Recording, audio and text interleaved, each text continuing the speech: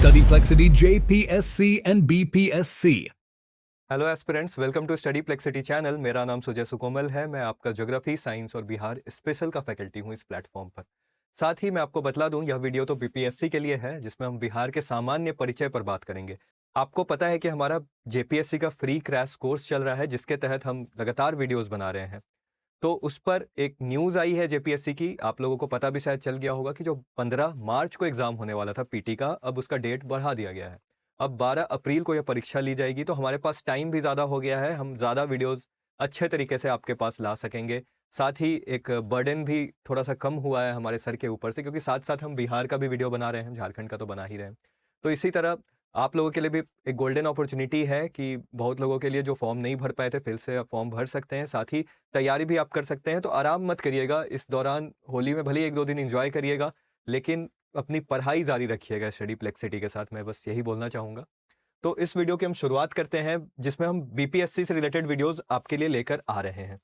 आपको पता है कि लास्ट वीडियो में मैंने बात की थी कि कैसे बीपीएससी की परीक्षा में पिछले 5 से 6 साल में एक ट्रेंड एनालिसिस को समझाया भी था आपको, कि प्रीलिम्स की परीक्षा का पैटर्न कैसे चेंज हो रहा है, कैसे इवॉल्व कर रहा है, कैसे क्वेश्चंस आ रहे हैं, फैक्चुअल आ रहे हैं, कॉन्सेप्चुअल आ रहे हैं या मिक्स्ड आ रहे हैं। उस पे मैंने पिछले 5 साल के सभी सब्जेक्ट्स की, बिहार प्रीलिम्स परीक्षा के लिए जितने सब्जेक्ट्स की आवश्यकता पड़ती है, सभी सब्जेक्ट्स के लिए मैंने आपके लिए वो एनालिसिस किया है। जरूर से वो वीडियो देखिएगा, ऊपर जो लिंक फ्लैश हो रहा है, उससे आपके प्रीलिम्स की अंडरस्टैंडिंग बढ़ेगी और साथ ही साथ आपके मार्क्स बढ़ेंगे। अब जब बिहार की बात आती है, तो इस बिहार को याद करते हुए भी काफी अच्छा लगता है ना, कि बिहार एक ऐसी भूमि, ज्ञान की भूमि, तप की भूमि और ना जाने नॉलेज, इसका एक पर्यायवाची रहा है। और बिहार की एक सामान्य परिचय जब तक आपको नहीं पता चले, तो हम कोर्स की शुरुआत कैसे कर सकते हैं, बिहार स्पेशल आपको कैसे पढ़ा सकते हैं। तो आज का वीडियो में हम वही चीज पर बात करेंगे जहां से क्वेश्चंस भी आता है एग्जाम में। प्रमंडल्स आपको जानने हैं, एक वीडियो मैंने प्रमंडल का ऑलरेडी बनाया है, आप वो ऊपर जो लिंक फ्लैश हो रहा है उस पर जाके जरूर देखिएगा, बहुत अच्छा वीडियो है। तो बिहार के इस वीडियो में मैं बतला दूं कि यह वीडियो बहुत ज़्यादा इंपॉर्टेंट होने वाला है, क्योंकि इस वीडियो में मैं क्या-क्या दिखलाऊंगा। क्योंकि बिहार एक ज्ञान की भूमि रही है, तप की भूमि रही है, इनलाइटेंड लोगों की भूमि रही है। बुद्धिज्म, गौतम बुद्धा को कौन नहीं जानता है कि उन्होंने क्या किया इस समाज के लिए। गौतम बुद्धा ने जब बोधि महाबोधि टेम्पल आप जाइएगा, तो आपको उसका स्पिरिचुअल वैल्यू पता चलेगा। आप एक बार जाइए वहां पे, अगर आपको वक्त मिलता है। हम वो सब चीज़ों के बारे में बात करेंगे कि बिहार का सामान्य परिचय का वीडियो है। तो बिहार से रिलेटेड जो भी चीज़ें हैं, कि यहाँ पे यूनेस्को साइट्स क्या है, इस पे हम बात करेंगे। इसमें इन्वायरमेंट से रिलेटेड कितने वेटलैंड्स हैं, रामसर साइट है, नागी नकटी, कांवड़ झील बेगूसराय का, या फिर जो नदियां हैं, जैसे गंगा नदी बीचों बीच से ऑलमोस्ट बिहार को 2 भागों में बांट देती है, ऊपर से कौन नदी आकर मिलती है, इसके लिए तो ऑलरेडी मैंने वीडियो भी बनाया है। साथ ही इस वीडियो में हम यह भी देखेंगे कि एग्रीकल्चर में बिहार कहाँ पे है, कौन, जैसे गुआवा, क्या आपको पता है कि तीसरा सबसे ज्यादा प्रोड्यूस करता है इंडिया में बिहार, कैसे भिंडी चौथे स्थान पे सबसे ज्यादा प्रोड्यूस करता है, लीची, शाही लीची को जीआई टैग मिला है। ये सब चीजें हम एक सामान्य परिचय के तौर पर, जो एग्जाम्स में आते हैं, खासकर वन लाइनर्स एग्जाम में जरूर से पूछे जाते हैं। महाबोधि टेम्पल को क्या यूनेस्को साइट का दर्जा मिला है, क्या नालंदा के खंडहरों को मिला है, क्या फिर और भी जो रिलेटेड इंफॉर्मेशन है प्रमंडल से, एडमिनिस्ट्रेटिव डिवीजन से, वो सभी चीज हम इस वीडियो में आपके लिए लेकर आए हैं। 38 जिलों के ऊपर हम बात करेंगे, जो इंपॉर्टेंट फैक्ट्स हैं सभी इस वीडियो में आपके सामने रखेंगे। तो पूरी तरह ये वीडियो देखिएगा और चैनल को जरूर से सब्सक्राइब करिए। हमारे कोर्सेज क्लास प्लस पे जाके देखिए। देखिए, ये मैं बिहार के वीडियो आपके लिए बना रहा हूँ, तो बहुत मेहनत लगती है, इसलिए आप इसको लाइक करिए, ज़्यादा से ज़्यादा शेयर करिए अच्छे लोगों के साथ, कमेंट करिए आपको क्या वीडियोस देखना है। तो आइए शुरू करते हैं। आज के वीडियो में हम भौगोलिक अवस्थिति, जो भौगोलिक स्थिति है, उसके ऊपर बात करेंगे। यानी पहले समझेंगे कि बिहार आखिर कहाँ है, अगर विश्व के पटल पे है तो कहाँ है, अगर भारत के पटल पर है तो कहाँ है, इसका अस्तित्व कैसे शुरू हुआ, और ज्योग्राफी के एंगल्स पे भी हम चीजें समझेंगे। एक जनरल इंफॉर्मेशन के तौर तरीके पर भी हम बिहार के बारे में बहुत कुछ इस वीडियो में सीखने वाले हैं, जहाँ से क्वेश्चंस भी काफी आते हैं। तो जरूर से, यह बिहार स्पेशल का फर्स्ट वीडियो है, इंट्रोडक्शन वीडियो समझिए आप इसको एक तरह से। हम देखेंगे, उसमें हम प्रमंडल्स भी देखेंगे, बिहार को कितने डिवीजन्स में बांटे गए हैं, ऑलरेडी हमने इस पे बात की, लेकिन फिर से आपके लिए मैं बतलाऊंगा। 9 प्रमंडल्स हैं बिहार में। ये जो बॉक्स में आपको दिख रहा है, पटना हो गया, तिरहुत हो गया, मगध हो गया, पूर्णिया हो गया, आपका दरभंगा हो गया, भागलपुर हो गया, सारण हो गया, कोसी हो गया। और इसमें कितने जिले आते हैं, जैसे आपको पता होगा कि बिहार में 38 जिले आते हैं। तो सभी चीजों को हम मैप की दृष्टि से समझेंगे। डिजिटल प्रेजेंस है, डिजिटल बोर्ड है हमारे पास, मैप है हमारे पास, तो मैप पर एक एक चीज को मैं आपको समझाऊंगा, कुछ फैक्ट्स भी देते जाऊंगा, साथ में आप नोट डाउन कर सकते हैं। एक हेल्दी सेशन होने वाला है, जिसमें हम बिहार के बारे में बहुत कुछ सीखने वाले हैं। तो बिहार की जब बात आती है, तो आपको भी पता है कि बिहार शब्द कहां से आया। बहुत इजी है, बहुत लोगों को पता होगा, लेकिन जिनको नहीं पता है मैं बतला दूं कि 12वीं सदी में 12वीं सदी में बौद्ध भिक्षुओं का आना जाना काफ़ी ज़्यादा बढ़ गया था और बिहार में शुरू से ही जब आप बुद्धिज़्म जैनिज़्म पढ़ते हैं तो आपको पता है कि बुद्धिज़्म के लिए बहुत इंपॉर्टेंट जगह है, जैनिज़्म के लिए बहुत इंपॉर्टेंट जगह है। शुरू से ही यहाँ बुद्धिस्ट जो मॉन्क्स होते थे वो आते थे और आकर यहाँ विश्राम करते थे और उसी वर्ड से बहुत बार एग्जाम में आपसे क्वेश्चन पूछा गया है। उसी वर्ड उस समय जब वो ठहरते थे तो उसको विहारा बोलते थे और विहारा से ही बिहार हो गया। इसलिए एक इंपॉर्टेंट ये कॉन्सेप्ट है बिहार का नामकरण के ऊपर जो आपको जानना चाहिए। साथ ही बिहार जब हम मैप पर देखते हैं तो हमें समझना होगा कि इसमें जो 38 जिले हैं या फिर 9 प्रमंडल हैं या फिर आगे हम देखेंगे और डिविजन्स जैसे हैं, तो वो किस आधार पर है। जब इसकी भौगोलिक स्थिति को हम समझेंगे, जब इसके ज्योग्राफिकल इंपॉर्टेंस को हम समझेंगे तभी चीज़ें समझ में आती है। अब मैंने अपने ज्योग्राफी के वीडियोज़ में आपको ऑलरेडी बतलाया था कि भारत का जो ये पेनिनसुलर पार्ट है, प्रायद्वीपीय पार्ट है, यह जाकर हिमालय से टकराया था। सॉरी, ये जाकर आपका यूरेशियन प्लेट से टकराया था। तो किसका जन्म हुआ? आपका हिमालयस का जन्म हुआ।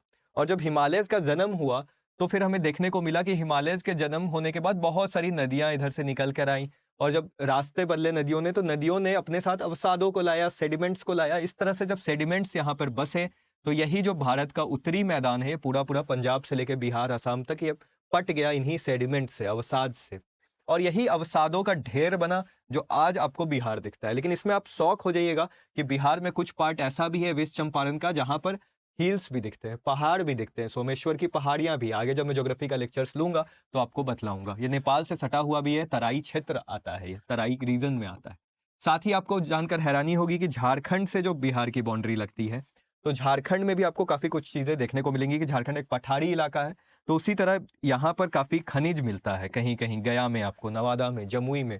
तो इस तरह से यह भी इंपॉर्टेंट एक एरिया है जो पठार का थोड़ा बहुत, अधिकांश तो मैं नहीं बोलूंगा, कुछ ऐसा भूभाग है जो पठार से रिलेटेड है। लेकिन बिहार का जो आपका 95-96% पूरा पार्ट है वो पूरा का पूरा मैदानी इलाका है, यानी पूरा प्लेन्स हम इसको बोल सकते हैं। अगर मैं इसका फिजियोग्राफी आपको बोलूं तो ये सब हम ज्योग्राफी के वीडियो में आपको ऑलरेडी बतलाएंगे। लेकिन इस भौगोलिक स्थिति को समझने से पहले हम बिहार के कुछ बेसिक डिटेल्स को भी समझते हैं। आइए शुरू करते हैं। अब ये जो डेट आप देख रहे हैं जो मैं लिख रहा हूँ, 15 नवंबर 2000 या फिर 1 अप्रैल 1936 या फिर 22 मार्च 1912, ये तीनों बहुत इंपॉर्टेंट डेट है और बिहार के एग्जाम्स में इसमें क्वेश्चंस आते ही आते हैं। तो जैसे ही 22 मार्च 1912 आपको दिख रहा है तो यह बहुत इंपॉर्टेंट डेट है, क्योंकि 22 मार्च को ही आपको पता होगा कि हम बिहार दिवस भी मनाते हैं। तो बिहार दिवस यह दिन क्यों मनाया जाता है? क्योंकि इसी दिन एक अधिसूचना जारी की गई थी जिसके तहत यह कहा गया था कि बिहार का जो प्रांत है, जो बिहार का अभी जगह आपको दिख रहा है, वो बंगाल से इसको अलग किया गया था। बंगाल प्रांत से इसको अलग करने की घोषणा की गई थी। और 22 मार्च 1912 को जब बिहार अलग हुआ था तो उस बिहार में सिर्फ आज का बिहार ही नहीं था, इसको नोट डाउन करिएगा, एग्जाम में आ भी सकता है। उस समय बिहार और अभी का जो झारखंड है और जो ओडिशा है, अब देखिए बिहार, झारखंड, उड़ीसा के पूरे एरिया को आप मिला दीजिएगा और साथ ही आप बंगाल के भी एरिया को मिला दीजिएगा तो यह पूरा का पूरा बंगाल था। और ये बंगाल में भी जो आज का वेस्ट बंगाल है और जो बांग्लादेश का भी जो इलाका है, तो समझिए और इसमें असम के भी कुछ हिस्से थे। तो कहीं कहीं ये पूरा हिस्सा बंगाल हुआ करता था। बंगाल का जब विभाजन हुआ, आपको भी पता है पार्टीशन ऑफ बंगाल हुआ। पार्टीशन ऑफ बंगाल जब हुआ उसके बाद बात उठने लगी कि बिहार को इससे अलग किया जाए। तो उस समय बिहार, झारखंड और ओडिशा, यह तीनों को बंगाल प्रांत से अलग कर दिया गया और वो डेट था 22 मार्च 1912 का। यह चीज याद रखिएगा, एग्जाम में बार बार ये क्वेश्चन आता है। उसके बाद एक डेट आपको दिख रहा होगा 1 अप्रैल 1936 का। यह वह डेट है जब बिहार और ओडिशा को अलग किया गया, यानी उस समय बिहार, झारखंड और उड़ीसा एक था। तो बिहार और झारखंड वाला जो पार्ट है उससे ओडिशा को अलग कर दिया गया, यानी अब क्या बचा हमारे पास? सिर्फ बिहार और झारखंड। और यह आजादी से पहले हुआ, 1936 को हुआ, याद रखिएगा। तो जैसे ही हमें आजादी मिलती है 1947 में, उसके बाद 1956 में जब स्टेट्स का गठन होता है तो उसमें आधिकारिक रूप से बिहार और झारखंड को एक भूमि के तौर पर, जो उस समय का बिहार झारखंड था, उसको बिहार ही बोला जाता है। लेकिन आजादी के बहुत सालों बाद एक लास्ट डिवीजन होता है और लास्ट डिवीजन होता है 15 नवंबर 2000 को। यह डेट भी बहुत ज्यादा इंपॉर्टेंट है, क्योंकि यह डेट इसलिए इंपॉर्टेंट है कि बिहार के 46%, मैं आपको बता दूं, 46% हिस्से को अलग काट कर एक नया स्टेट बनाया गया जिसको हम झारखंड जानते हैं। और इसमें जब बिहार और झारखंड जब साथ में था तो बिहार के पूरे डिस्ट्रिक्ट्स में से 18 डिस्ट्रिक्ट्स को कार्व्ड आउट किया गया, 18 डिस्ट्रिक्ट्स को निकाल दिया गया और इसी 18 डिस्ट्रिक्ट्स को निकालकर एक नया स्टेट बना दिया गया जिसको हम झारखंड बोलते हैं। यह डेट भी बहुत ज्यादा इंपॉर्टेंट है। तो यह 3 डेट जैसे ही आपने समझ लिया, इस पे क्वेश्चंस आते हैं बिहार स्पेशल में, आपको नोट डाउन इसको कर लेना चाहिए तीनों को। अब इसके बाद जैसे ही हम इसको मिटा रहे हैं, अब कुछ और फैक्ट्स हैं जो आपको पता होने चाहिए, जैसे 94,163 स्क्वायर किलोमीटर, वर्ग किलोमीटर। यह क्या है? बिहार की पूरी भूमि है। जितना भूमि आपको दिखता है आज के बिहार में, यह इसका भूमि का माप है। कभी कभी एग्जाम में आ जाता है तो इसको आप नोट डाउन कर सकते हैं। साथ ही अगर इंडिया के रेस्पेक्ट में पूछेगा तो इंडिया के टोटल एरिया का बिहार 2.86% ही है। यानी भारत का पूरा भाग का भूभाग का हिस्सा 2.86 है बिहार।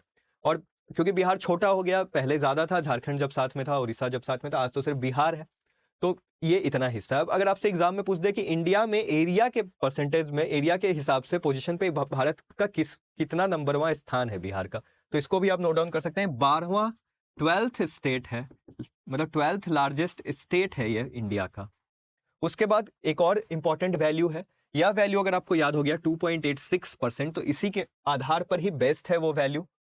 तो 8.6 अगर मैं यहां से निकाल लूं, ये 2.86 था, याद करने का तरीका है, 8.6 में अलग कर लूं तो वो टोटल इंडिया का जो पॉपुलेशन है उसका 8.6% पॉपुलेशन सिर्फ और सिर्फ बिहार में रहता है। एक बहुत ही बड़ा नंबर है। इसीलिए बिहार पॉपुलेशन के हिसाब से अगर मैं बोलूं तो भारत का थर्ड सबसे लार्जेस्ट स्टेट है।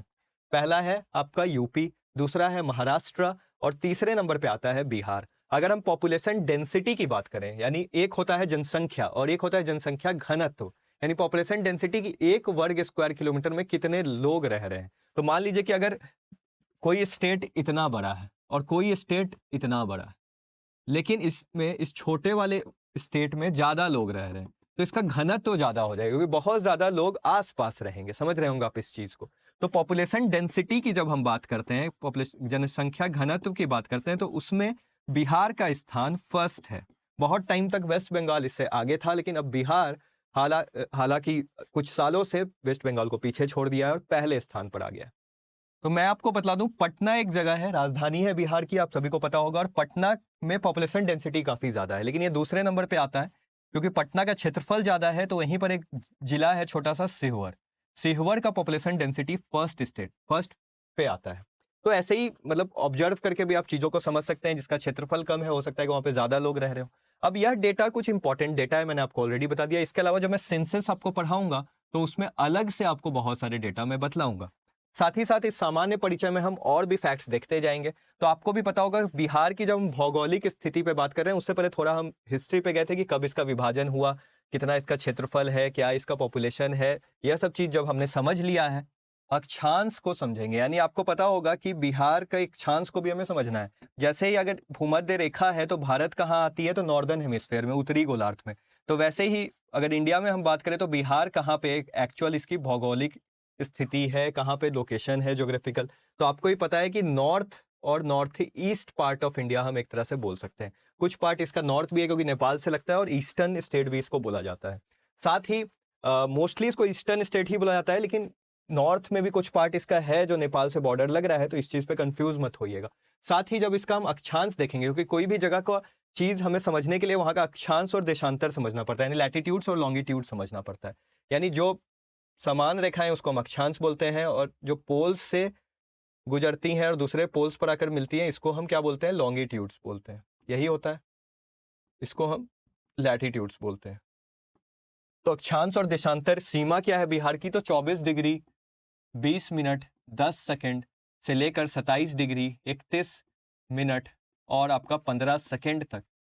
यानी अक्षांश की हम बोल रहे हैं तो सबसे ये वाला अक्षांश होगा, ये होगा आपका 24 से, और जो सबसे एकदम नॉर्थ पे होगा वो होगा आपका 27 पे। तो इस तरह से इसके अक्षांशीय सीमा फैली हुई है। तो ये इसकी देशांतर सीमा है।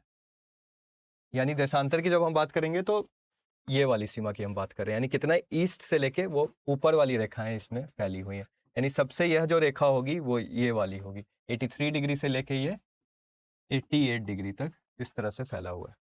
तो इस वैल्यू को आप याद भी कर सकते हैं। ऐसे एग्जाम में उतना ज़्यादा ये आता नहीं है, फिर भी एक जनरल इंफॉर्मेशन के तौर पे आप इस चीज को समझ सकते हैं कि इसका अक्षांशीय सीमा अगर 24 डिग्री से शुरू हो रही है, यहाँ से लैटिट्यूड इसकी शुरू हो रही है, तो यानी आपको ये पता है कि इंडिया में ट्रॉपिक ऑफ कैंसर जो है, कर्क रेखा, मैंने ऑलरेडी वीडियोस बनाए हैं, वो 23.5 डिग्री नॉर्थ होता है। यानी 24 डिग्री इसके ऊपर ही होगा, यानी कर्क रेखा के ऊपर है पूरा का पूरा जो बिहार का एरिया है।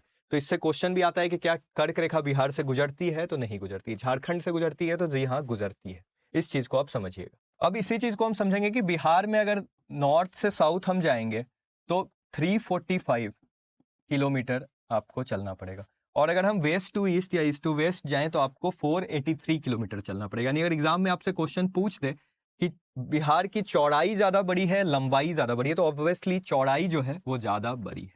साथ ही आपको बतला दूं कि बिहार में जो सबसे नॉर्दर्न स्टेट है, यानी ये बिहार का नक्शा है, इसके ऊपर आपको दिखेगा कि नेपाल है नॉर्थ में, इस साइड आपको दिखेगा उत्तर प्रदेश है, वैसे ही इस साइड आपको दिखेगा पश्चिम बंगाल है, और नीचे की तरफ आपको दिखेगा झारखंड है। तो इन स्टेट से ये बाउंड्री लगाता है। साथ ही साथ जो बिहार की नॉर्दर्न मोस्ट यानी सबसे नॉर्थ की बाउंड्री है वह है वेस्ट चंपारण की। तो एग्जाम में कंफ्यूज मत होइएगा, बिहार का सबसे नॉर्थ डिस्ट्रिक्ट है वेस्ट चंपारण।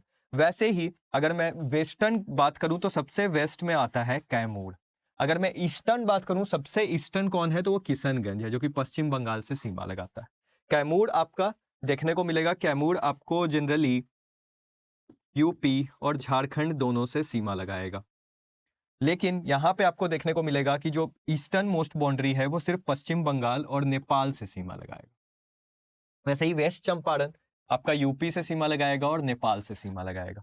यहां पर जो सदर्न मोस्ट बाउंड्री है, नॉर्थ की हो गई वेस्ट चंपारण, ईस्ट की हो गई आपकी किशनगंज, साउथ की हो गई अभी मैं बतलाऊंगा, और वेस्ट की तो मैंने आपको बतला दिया कैमूर।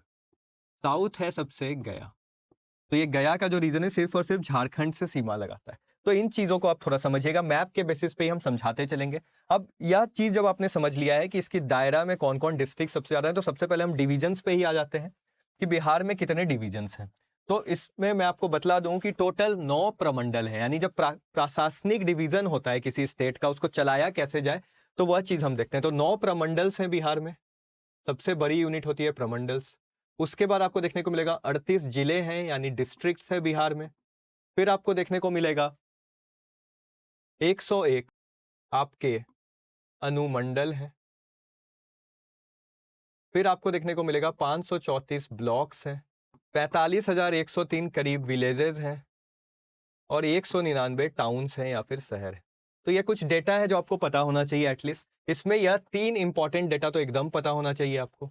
अब ये 9 प्रमंडल है, देखिए जिला बहुत सारा है, 38 जिला है बिहार में, लेकिन 38 जिला में सब जिलों को चलाने के लिए एक प्रमंडल बनाया जाता है, एक प्रशासनिक ढांचा भी है। इसका मैंने वीडियो भी बनाया था, ऊपर जो लिंक फ्लैश हो रहा है आप देख सकते हैं।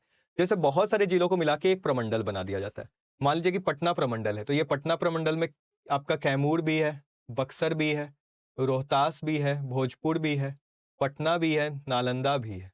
तो यह पूरे जिलों को जोड़ देंगे आप, 1 2 3 4 5 6, तो टोटल 6 जिलों का एक समूह एक प्रमंडल बनाएगा, और उस प्रमंडल का नाम हो जाता है पटना प्रमंडल। तो ऐसे ही करके टोटल 9 प्रमंडल है। तिरहुत भी है, आपका सारण भी है, आपका कोसी भी है, दरभंगा भी है, पूर्णिया भी है, भागलपुर भी है, मुंगेर भी है, मगध भी है। इससे रिलेटेड मैंने ऑलरेडी वीडियो बनाया हुआ है, आप जाकर चेक कर सकते हैं, डिटेल में मैंने इस पे वीडियो बनाया है। फिलहाल मैं इसमें कुछ चीजें हैं जो ऑलरेडी आपको बतला देता हूं इस वीडियो में भी। इसमें जो सबसे दृष्टिफल के हिसाब से, अगर मैं क्षेत्रफल के हिसाब से अगर मैं बात करूं, तो सबसे बड़ा जो प्रमंडल है वो तिरहुत का प्रमंडल है। लेकिन अगर मैं जिलों की संख्या के हिसाब से बात करूं कि किस प्रमंडल में सबसे ज्यादा जिलों की संख्या है, तो वह 3 ऐसे प्रमंडल है जिसमें 6 जिले आते हैं। तो उसको आप नोट डाउन कर सकते हैं। पहला प्रमंडल है तिरहुत। तिरहुत में आपका वेस्ट चंपारण आता है, नोट डाउन आप साथ साथ कर सकते हैं। वेस्ट चंपारण आएगा, ईस्ट चंपारण आएगा, सीतामढ़ी आएगा, मुजफ्फरपुर आएगा, वैशाली आएगा, और ये सीतामढ़ी और ईस्ट पूर्वी चंपारण के बीच में छोटा सा जिला है सीहोर। तो जितने टिक हो गए, 1 2 3 4 5 6, 6 जिले आते हैं। इसको आप नोट डाउन कर लीजिए। दूसरा जो है पटना भी है। पटना आपके उसमें भी 6 जिले आते हैं, अभी मैंने आपको बताया, कैमूर, रोहतास, बक्सर, भोजपुर, अरवल, पटना, नालंदा। अब इसको याद करने का एक ट्रिक देता हूं, उसको समझिएगा। जैसे आपको ही पता है कैमूर और रोहतास एकदम वेस्टर्न पोर्शन पे है, तो आप इसको ऐसे याद रख सकते हैं, कैमूर उसके साथ रोहतास याद कर लीजिए। अब आपको पता है बक्सर भोजपुर जो है एक साथ ही रीजन है, दोनों भोजपुरी बोली जाती है मोस्टली, बक्सर भोजपुर। तो बी यानी बी से बक्सर हो गया, बी ही से भोजपुर भी हो गया। तो इस तरह से आप ये 2 याद रख सकते हैं। पटना के सबसे करीब कौन है? नालंदा। एक तरह से आप ट्रिक के तौर पे याद रख सकते हैं।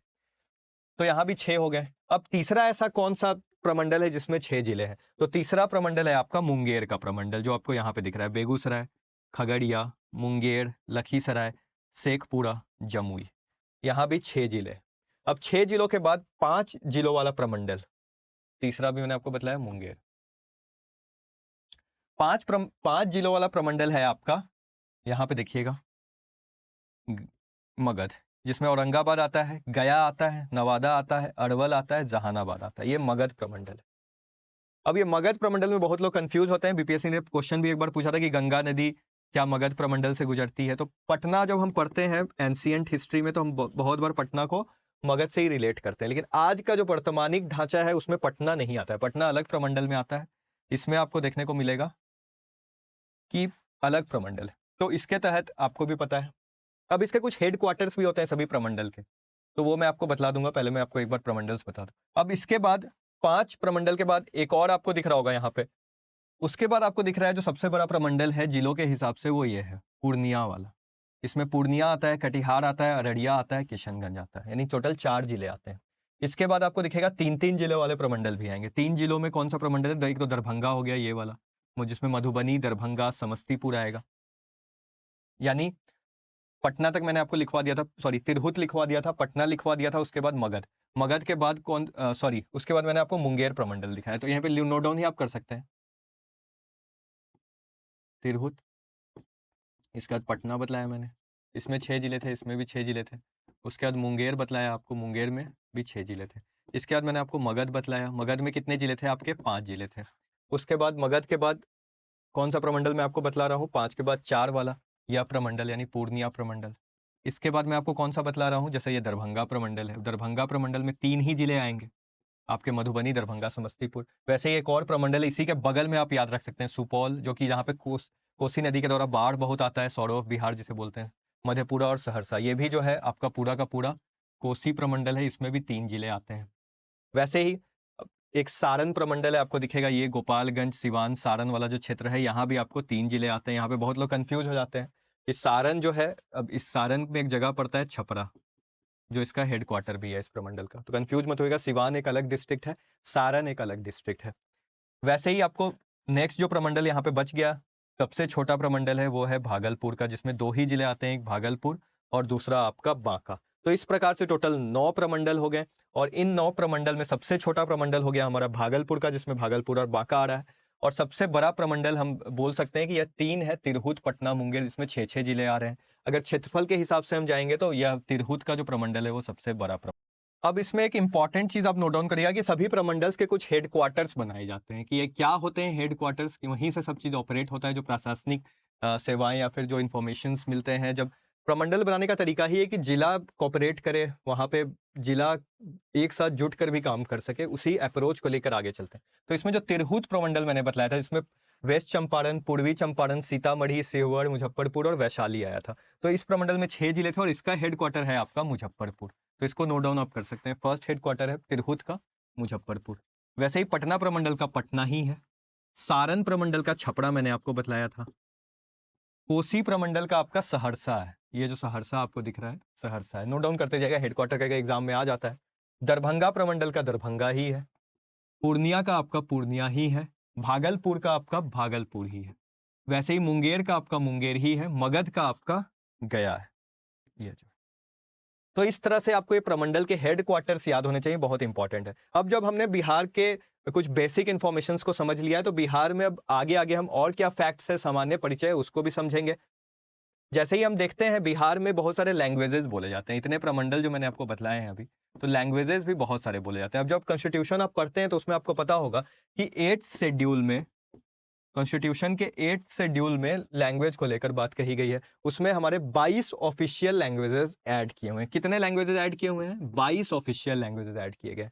उसमें बिहार में जो 2 लैंग्वेज बोला जाता है, दोनों लैंग्वेज ऑफिशियल लैंग्वेज है, एडेड है। और बिहार का भी 2 ऑफिशियल लैंग्वेज है, इसको समझिएगा। पहला है हिंदी और दूसरा है आपका उर्दू। इसके अलावा भी हिंदी उर्दू जो दो ऑफिशियल लैंग्वेज है बिहार की, इसके अलावा भी इन रीजन्स में, इन क्षेत्र में काफी टाइम से, पुराने समय से ही, एंशिएंट हिस्ट्री जब मैं पढ़ाऊंगा तो उसमें आपको बताऊंगा अलग अलग क्षेत्र में अलग अलग भाषाएं बोली जाती थी। फॉर एग्जाम्पल, ये जो चंपारण का क्षेत्र है, जो गोपालगंज, ये सारण का क्षेत्र है, सीवान का, जो आपका ये बक्सर, भोजपुर, कैमूर, रोहतास का क्षेत्र है, एक तरह से मैं अगर ये पूरे वेस्टर्न बिहार की बात करूं, जो खासकर यूपी से सीमा लगाती है, तो वहां पे आपको देखने को मिलेगा कि यूपी से जो सीमा लगाती है वहां पर एक भाषा बोली जाती है जिसको जाना जाता है भोजपुरी। मेरा भी पैतृक जो गांव है, मैं जहाँ का रहने वाला था, वो सीवान ही है, और अब तो मैं पटना में रहता हूँ, तो ऑब्वियसली पटना में शिफ्ट हो गया काफ़ी दिनों से, लेकिन Bhojpuri is my mother tongue. अब ऐसे ही आपको देखने को मिलेगा कि इन क्षेत्रों में जो पश्चिमी क्षेत्र है और पूर्वी जो उत्तर प्रदेश है उससे जो सीमा लगा रही है, वहाँ पे भोजपुरी बोली जा रही है। वैसे ही हम ईस्टर्न साइड में जाएंगे तो यहाँ पे मधुबनी और दरभंगा, खासकर ये सेंट्रल साइड में, नॉट ईस्टर्न हम बोल रहे हैं इसको, तो यह वाला जो क्षेत्र है मधुबनी, दरभंगा, मधेपुरा, सहरसा, यहाँ पर एक भाषा बोली जाती है, उसको बोलते हैं हम मैथिली। आपने सुना होगा, अच्छी भाषा है, मीठी भाषा है, तो इस तरह से आपको ये पता होगा, विद्यापति का नाम सुना होगा आपने।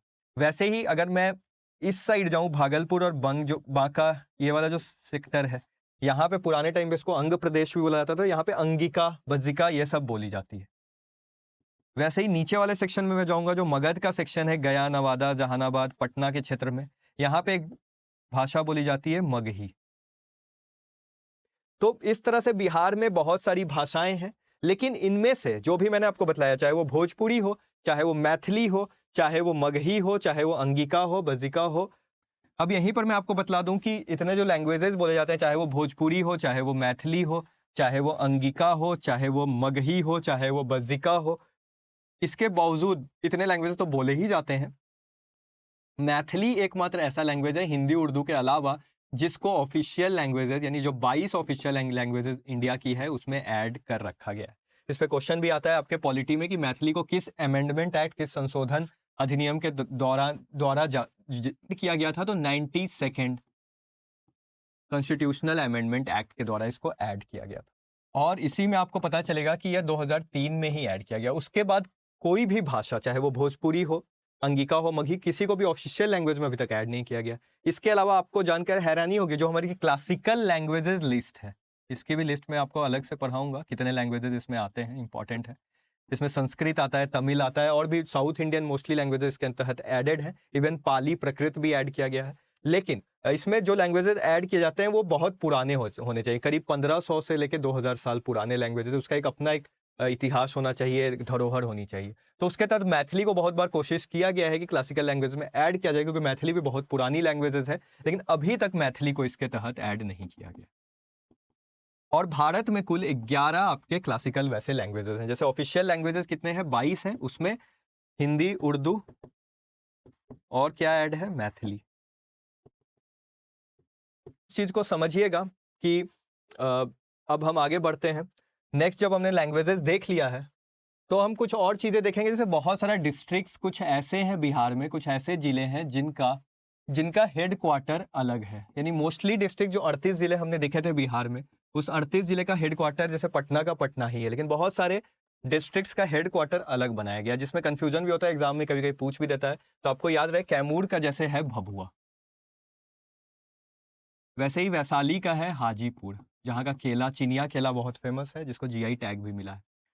कैमूर आपको ही पता है, लाइमस्टोन वहाँ पाया जाता है, विंध्यन क्रम की चट्टानें पाई जाती है, आगे मैं सब चीज़ें पढ़ाऊंगा। वैसे ही रोहतास का आपका सासाराम, भोजपुर का आरा, नाम सुना होगा आपने।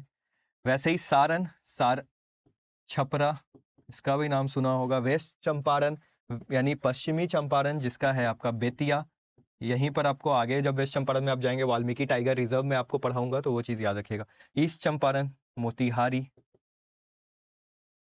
और नालंदा का बिहार शरीफ। यानी ये कुछ ऐसे डिस्ट्रिक्ट हैं जिसके हेड क्वार्टर्स जनरली अलग बनाए गए हैं। तो यह बहुत इंपॉर्टेंट है, किसी किसी एग्जाम में वन लाइनर में आपसे ये क्वेश्चन पूछ देता है। अब जब हमने इतने चीज जान लिया है तो मैप पर ही एक बार फिर से हम वापस चलते हैं। मैप पर हम एक बार यूपी, झारखंड और पश्चिम बंगाल से कौन कौन जिले सीमा लगाते हैं, उन चीज को भी देख लेते हैं। तो यहाँ पर आ जाइए और अब देखिए, मैंने आपको बताया था नेपाल ऊपर में है बिहार से, राइट। तो नेपाल जैसे ही ऊपर में है, तो नेपाल से कौन कौन जिला सीमा लगाएगा, हम उस चीज को देख लेते हैं। जैसे ही आप यहाँ पे देख रहे हैं तो आपको पता चल जाएगा अपने आप। एक मिनट, ये नेपाल है। नेपाल से जो फर्स्ट जिला सीमा लगाता है वो है पश्चिम चंपारण।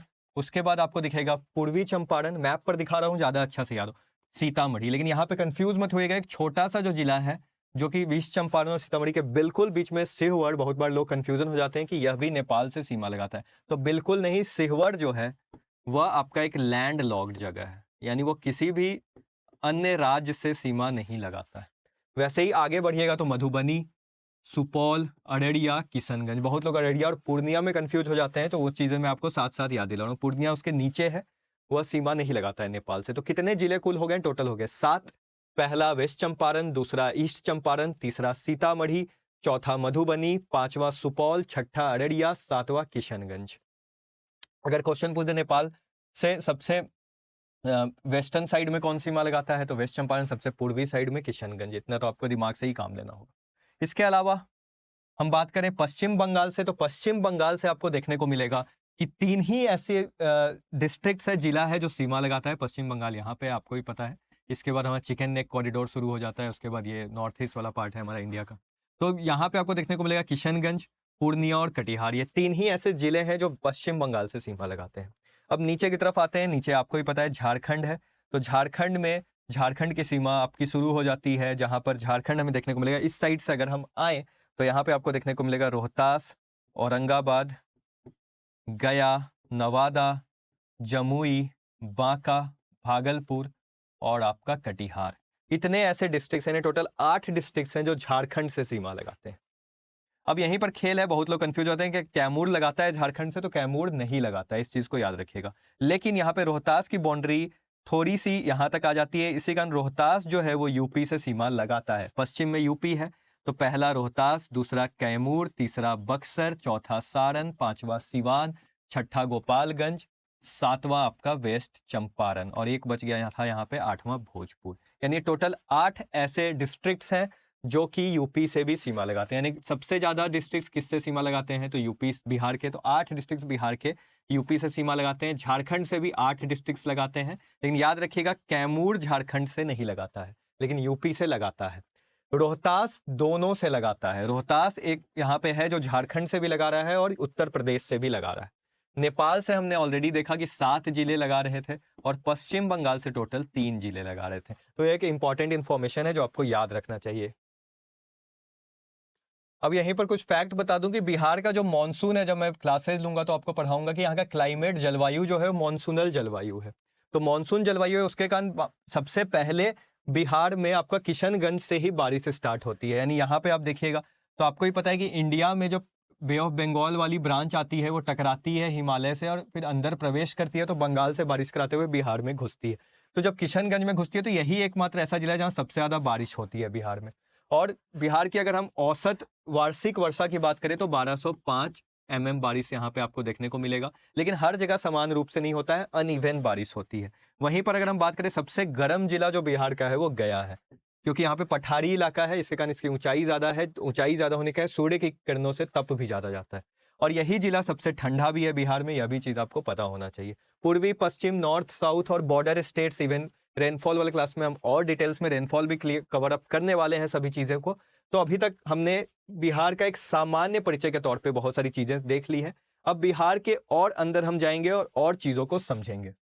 बिहार में एग्रीकल्चर बहुत अच्छा होता है। जब मैं आपको एग्रीकल्चर के क्लास लूंगा तो पढ़ाऊंगा, लेकिन एग्रीकल्चर होने का वजह क्या है कि यहाँ पे नदियां बहुत ज्यादा है। जैसे आपको ही पता होगा कि बिहार को 2 भाग में करीब गंगा नदी डिवाइड करती है, जो कटिहार से निकलते हुए पश्चिम बंगाल में प्रवेश कर जाती है, और बिहार में आपके बक्सर जिला से प्रवेश करती है।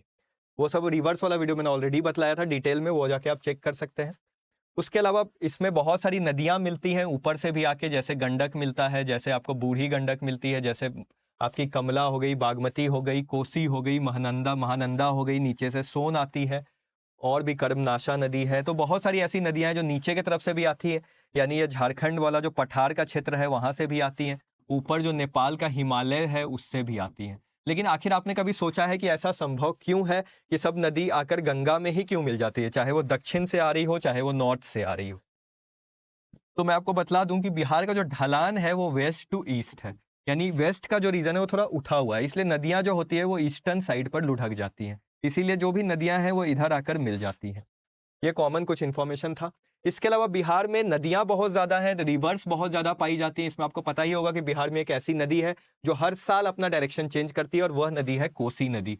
कोसी नदी को बिहार, सौरो ऑफ बिहार भी बुलाया जाता है, क्योंकि इस नदी के कारण, इसके चेंज कर लेने का डायरेक्शन, हर साल बाढ़ आता है। अब यही वजह है कि आपको देखने को मिलेगा कि बहुत सारी नदियां हैं तो हर बार एक जलोढ़ निक्षेप आकर जुड़ जाता है, अच्छा सॉइल जुड़ जाता है, इसका ना एग्रीकल्चर बहुत अच्छा होता है, क्योंकि बिहार में आपको जलोढ़ मृदा पाई जाती है, जिसको हम क्या बोलते हैं, एल्यूवियल सॉइल। अब ये जलोढ़ मृदा जो है ये एग्रीकल्चर के लिए बहुत अच्छी होती है, क्योंकि इसमें जो तत्व पाए जाते हैं बहुत सही होते हैं, पोटाशियम, नाइट्रोजन, फॉस्फोरस, ये सब चीज़ों में ये जनरली आपको देखने को मिला बाकी मृदा से सही होती है। भले इसमें नाइट्रोजन तो तब भी कम ही होता है, लेकिन फिर भी एल्यूवियल सॉइल में ऑलमोस्ट हर तरह के क्रॉप्स उगाए जाते हैं अच्छे से, जैसे वीट हो गया, गेहूं, जैसे हो गया राइस, जैसे मक्का हो गया, जैसे हो गया शुगर केन, गन्ना हो गया, जैसे पल्सेज हो गए। मतलब ये हर तरह के क्रॉप के लिए उपयुक्त मिट्टी है, चाहे वो मिलेट्स भी हो गए, हर तरह का क्रॉप में कोई दिक्कत नहीं होगा, जनरली उगाए जाएंगे। राइस भी उगाया जाएगा, धान, क्योंकि धान को पानी की आवश्यकता होती है, पानी की कोई कमी नहीं है बिहार में। गेहूं भी उगाया जाएगा, गेहूं टेम्परेट क्लाइमेट में अच्छा ग्रो करता है, और बिहार का जो रीजन है आपको मैंने बताया था कि कर्क रेखा से ऊपर है, तो कहीं ना कहीं वो सब ट्रॉपिकल रीजन में आता है, यानी इसके नीचे रहता तो साउथ इंडिया में गेहूं उतना ज़्यादा नहीं उगाया जाता है, लेकिन इस रेखा के ऊपर गेहूं उगाने की प्रोबेबिलिटी हम एग्रीकल्चर में डिटेल में समझेंगे। लेकिन इस चीज़ का बताने का मेरा मकसद ये था कि कुछ ऐसी चीज़ें हैं जिसमें बिहार बहुत आगे है, तो वो आप नोट डाउन करिएगा। जैसे मेज, मक्का के प्रोडक्शन बिहार चौथे स्थान पर आता है। वैसे ही जूट बिहार में बहुत उगाया जाता है, खासकर पूर्वी वाले जिलों में, और जूट में बिहार का स्थान पश्चिम बंगाल के बाद दूसरे स्थान पर है इंडिया में। वैसे ही मैं आपको बतला दूं, मखाना, एक आपने नाम सुना होगा फॉक्सनट, मखाना दरभंगा मधुबनी, या जो क्षेत्र है दरभंगा डिवीजन का, इसमें बहुत ज्यादा उगाया जाता है, और पूरे वर्ल्ड में मखाना भारत ही ऑलमोस्ट 85% एक्सपोर्ट करता है, और इंडिया का 85% टू 90% मखाना सिर्फ और सिर्फ बिहार से आता है। प्रथम स्थान पर है मखाना में, मिथिला मखान भी नाम से फेमस है, आपने सुना होगा मिथिला में कि मखान और पान और आपका ये मछली, ये तीन चीज वहाँ का फेमस है, पाग। तो इस तरह से ये जो तीन चीज फेमस है, आपको मिथिला का मखान बहुत आपको पता ही होगा, इसको जीआई टैग भी मिला। आगे हम जब जीआई टैग की चर्चा करेंगे, हो सकता है इसी वीडियो में करें या फिर नेक्स्ट वीडियो में करेंगे, तो वहां पे हम ये चीज देखेंगे, मिथिला मखान। उसके बाद आपको देखने को मिलेगा कि यहाँ पे लीची भी बहुत होती है, जो मुजफ्फरपुर, पूर्वी चंपारण, सीतामढ़ी, इन डिस्ट्रिक्ट्स में, खासकर मुजफ्फरपुर में सबसे ज्यादा लीची पाई जाती है। एक तरह का फ्रूट है, बहुत ही टेस्टी फ्रूट है ये।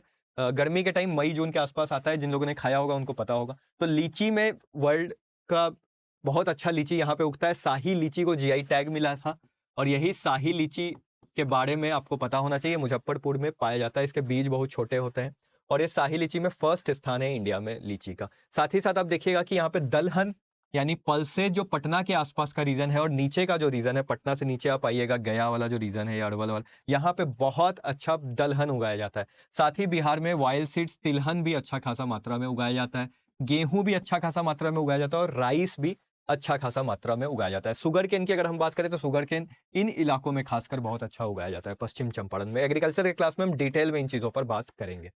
जैसे कि गुआवा आप नोट डाउन कर सकते हैं, अमरूद तीसरे स्थान पर बिहार है। वैसे ही भिंडी, लेडी फिंगर जो होता है, उसमें चौथे नंबर स्थान पर बिहार है। तो वेजिटेबल्स, फ्रूट्स के मामले में भी बिहार अच्छे खासे स्थान पर है। मैंगो भी यहाँ पे होता है, जैसे जर्दालू मैंगो आपका भागलपुर का, जिसको जीआई टैग मिला है। उसके अलावा आपको भी पता है मालदा आम बहुत फेमस है बिहार का। तो इस तरह से फ्रूट्स में हो, वेजिटेबल्स में हो, क्रॉप्स में हो, हर प्रकार में बिहार में एग्रीकल्चर अच्छा खासा होता है। और एक चीज आप नोट डाउन भी कर सकते हैं कि third largest producer of vegetable है बिहार, तीसरा वेजिटेबल के मामले में तीसरा है, और फोर्थ लार्जेस्ट प्रोड्यूसर है फल के मामले में, फ्रूट्स के मामले में। तो ऐसी भूमि है जो ज्ञान की भूमि तो शुरू से रही ही है, उसके अलावा खान पान से भी जुड़ी हुई भूमि है, और काफी उपजाऊ भूमि है बिहार की।